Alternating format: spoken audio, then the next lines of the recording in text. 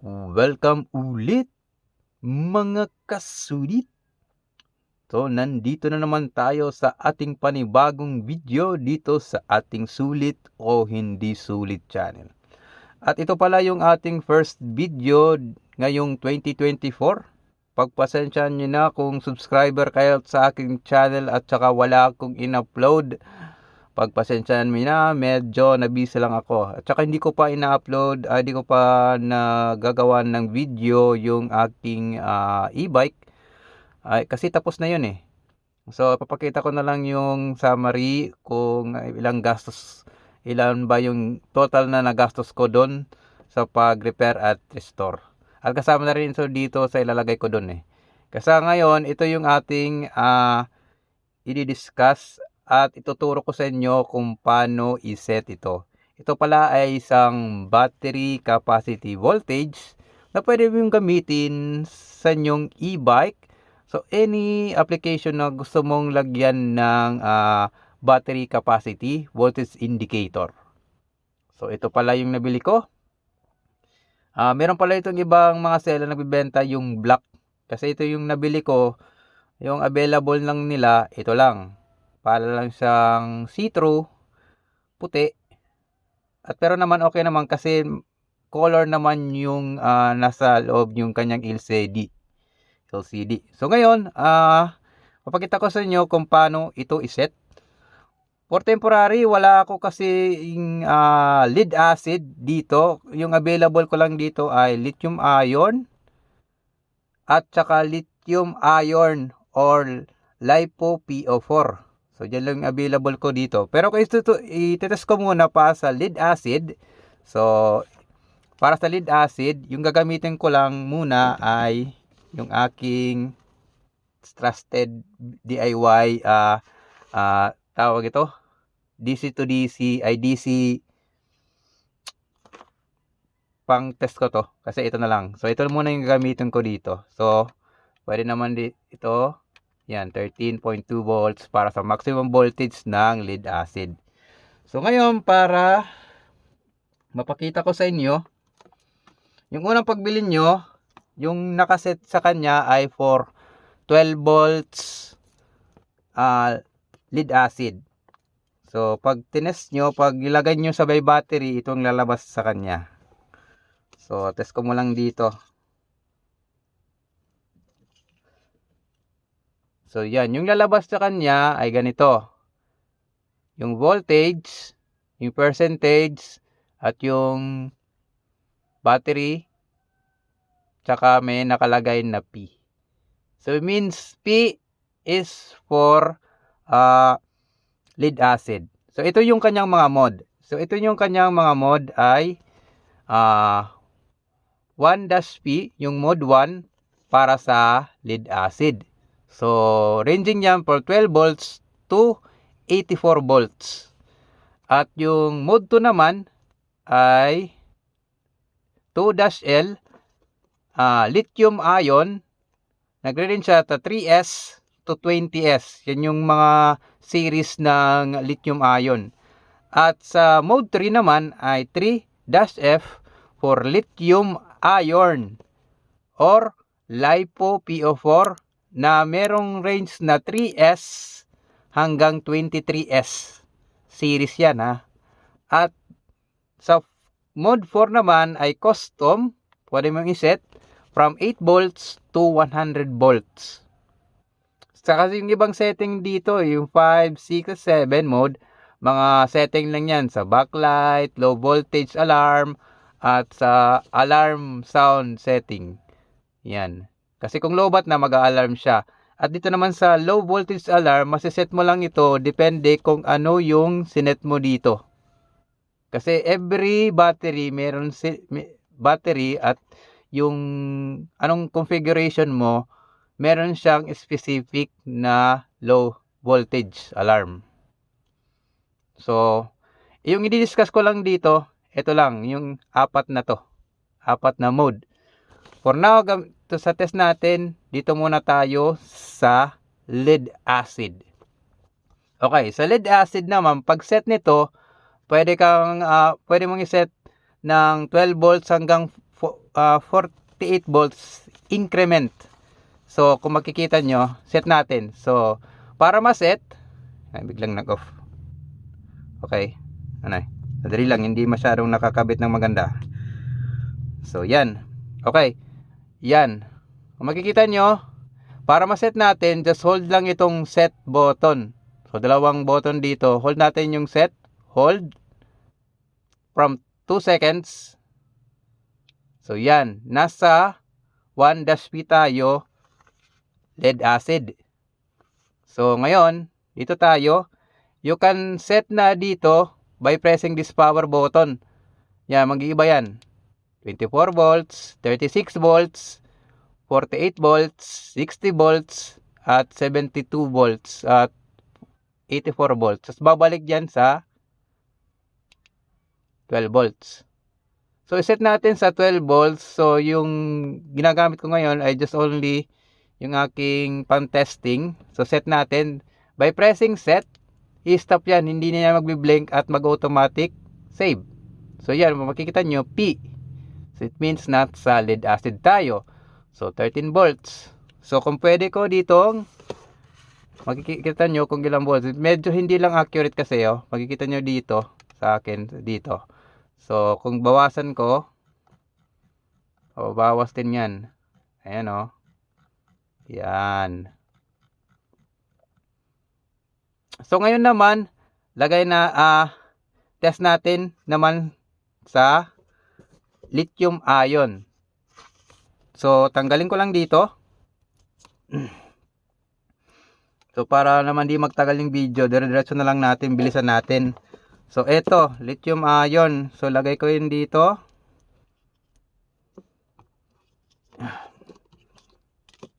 Tapos, ito.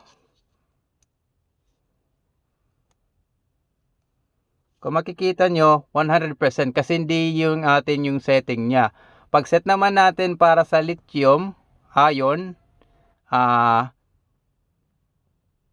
try natin hold naman yung set. Yan, hold set.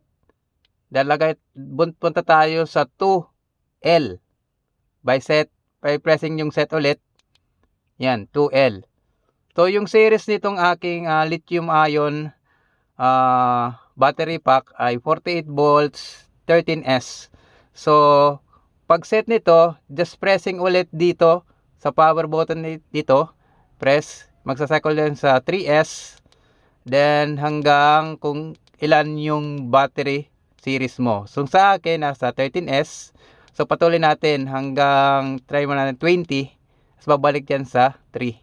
So, try natin sa 13S. Tapos, press ulit yung set. Di na nagbi-blink at mag-automatic save na siya. So, ito yung aking battery capacity nito. So, meron pa siyang 71%. Yan. So, doon naman tayo sa lithium iron phosphate or LiPo4. So, diretso natin para kasi hindi magtagal yung video. Then, oops. Okay. So, yan, pag titignan nyo, lowbat kasi. Mayroong indication. Ang problema kasi hindi na tayo nasa tawag ito, kasi yung set natin kanina para yun sa lithium ion. So, punta naman tayo sa LiPo4 or 3F. So, set naman natin, test pressing o set. Yan. Tapos set ulit. Set naman ulit. So, 3F. So, ganun din. Parang pareho din sa lithium ion, magseset ka kung ilang series. Yung maximum series niya ay 23. Kung cycle natin, yan, 3, 4, 5. Yan. Hanggang 23. So, balik ulit yan sa 3. So, yung atin ay 4S lang. So, tayo natin sa 4. Then, press set. At hindi na yan magbi-blink. At mag-automatic save. Kasi yan na siya. So, yan yung voltage niya. Meron siyang 73%. Meron siyang 73% at 13.2 volts. So, para sa ating sa custom, ibabalik ko na lang muna dito sa aking tawag ito, lithium ion, para mapakita ko sa inyo kung paano iset ito. So okay. Para kung meron kayong ibang battery na wala sa description, ay wala sa kanyang setting, pwede mong gamitin ito. Okay. So para pag-set natin sa custom, kung meron kang ibang battery voltage doon, pwede mong gamitin ito. Ganun pa rin, hold natin yung set. Yan, lagay tayo. Yan, ito yung custom. Ito yung para natin may set kung ilang voltage. So yung aking, isasample ko lang muna itong aking lithium ion battery pack na yung kanyang max voltage is 54.6 at yung low bat niya ay 42 volts. So para malaman nyo kung paano iset ito, itong una nasa left side, ito yung green, ito yung low voltage niya. So iseset natin. Para ma-set natin ito, gagamitin natin itong power button by pressing 1 increment para mag-cycle siya. So yan, press natin 1, 2 volts. Yan, 40, 50 volts na siya, 60. So, cycle natin, nasa 90 volts na. So, back to zero naman. So, yung low voltage niya dito, itong set natin ay 42 volts. So, try natin 1, 2, 3, 4. Yan. Para sa susunod naman, para maging 42, power button for 2 seconds. 1, 2, at ilipat niya sa kabila. So, yan. So, press naman ulit for increment para sa additional voltage. So, 1, 2. So, 42 volts. Para naman sa susunod, 0.0. Kaya, pwede mong hold mo rin ulit para sa next. Yan. Yan, next. Pero sa akin kasi 42 volts, hindi ko na yan, ilalagay ko na lang yan sa 0. So, yan. Tapos, sa susunod naman, yung para sa right side, ito naman yung ating max voltage. So, max voltage, hold ganun pa rin, hold for 2 seconds as lilipat yan. So, yan. Dapat yung, dito naman, kasi meron 3 digit, pero wala siyang points. Kung makikita nyo, wala siyang dot. So, 0, 0, 0. Di katulad dito, merong, after ng 2 digit, meron na siyang dot tsaka 0. Yung pag-set lang yan, kasi yung unang 2 digit, yan yung voltage, at yung pangatlo, yung additional voltage like 0.2 volts, 0.6, ganun yan. So, set natin ito sa 54.6. So, para sa 54.6, ganito lang yan. Ganun pa rin. 54, hold siya. Next, 54. Tapos hold naman siya para sa 0.6. 1, 2, 3, and 6. Yan, nakaset niyan. Yung labas niya, 54.6. Yan yung pag-set niya. So, meron na tayong low voltage at meron na tayong high voltage. Just pwede na nating iset. Just pressing only set. Tapos hindi na siya mag-blink at mag-save na siya. So, yun yung lalabas. Yan. So, yan. Yan yun lang yung pag-set para sa 3. Saan na ba yung papel? Tanggal na. Ay, nahulog. Okay. Ito yung pag-set para sa, yan, sa custom, 8 volts to 100 volts. So, yun lang yun pag-set niya para sa L, ay 1-P, para sa lead acid, 2-L, para sa lithium, 3-F, para sa lithium ion, or lithium ion phosphate, at yung pang-apat ay para sa custom. About naman dito sa mga alarm, kasi i-discuss na lang dito yung alarm sound na lang, kasi hindi nakaset. Meron siyang set dito, just hold lang. Punta tayo sa 7. And ito yung alarm. So, A7-A. Yung alarm niya naka-off. Pwede mong iset yan by pressing this power button ulit. Yan, naka-on. Tapos iset mo. Set. Kasi, yung default niya naka-off kasi. Pag lowbat na siya, mag-iingay siya, mag-beep siya. So, try natin dito sa aking, ito na lang. So, ilagay ko dito. Yung set natin kanina para sa, tawag ito. Yung set natin kanina para sa, yung low voltage niya ay 42 volts, di ba? So, 42 volts. So, tingnan nyo yung mangyayari. Tingnan nyo yung mangyayari kapag pinag ko to. Yan o, nagbibip siya. Kasi hindi yung low voltage na kasi, yung 42 volts, lampas na nga eh. So, yan. So, iset ko lang muna to para sa lead acid para mapakita ko sa inyo kung paano gagana yung kanyang alarm. So, set ko lang to hold natin. So, P1 sa 12, tapos iset ko. So, yan. Nasa 11.6. So, try ko ito ibaba yung voltage para mapakita ko sa inyo. So, yan ha. So, what's happen kung lolobat na siya? So, yan. And, yan. Nagbibip siya within 5% ata. So, dagdagan natin. Ilan ba lalabas dun? 4%, 7%.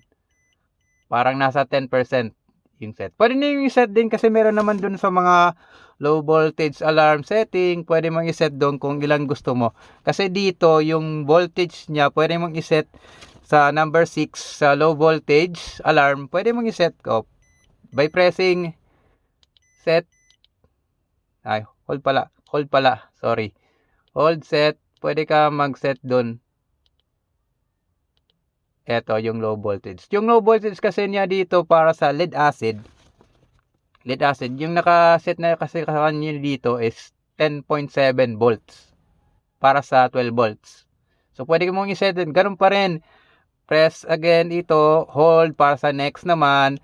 Hold. Tapos set naman para iset mo. So, di ko na ito i-set. So, nandito naman tayo sa, kung gusto mong i-cancel yung setting, just hold na lang yung set button. Lalabas siya. Babalik dyan sa dati. So, kung nagkamali ka, hold na lang yung set button at babalik ka. At yung 5 backlight naman, kasi pwede mo nang i-set yun kung yung default niya naka-automatic pag meron na siyang power, tawag nun, palagi siyang naka-always on. Kung off mo, mag-automatic off yun. Pipindutin mo pa yung power button kung gusto mo talagang makita yung voltage. So, yan guys, medyo matagal na yung video ko natin. Pero na-explain ko naman lahat masyado. Pwede mo naman basahin yung mga tawag ito, yung manual niya. English naman at saka okay naman yung mga explanation dito. So, yan guys, yung ating kung paano gamitin itong battery capacity voltage. Medyo matagal lang kasi napakarami talaga yung setting. So, pwede mong gamitin sa tatlong variant nito. So, lead acid, lithium ion para sa LiPo-4 or di kaya kung gusto mo custom kung meron kang ibang battery. So, yan guys yung ating review and test video nitong ating lead acid battery voltage. So, hindi ko na i-test itong hit. Nag-iiba naman to. By pressing naman kasi yung set, nagsa-cycle siya sa temperature. Yan o. Nasa 29 degree na siya. O kung ikukuskus ko, yan, may increase naman siya. So, yan. Dito ko na lang itatapos yung video guys. You can check na lang sa description kung saan ito mabibili at kung magkano. So guys, thank you for watching. You can like, share, and subscribe to my channel para sa ating susunod na mga review and test video dito sa ating sulit o hindi sulit channel. Babu!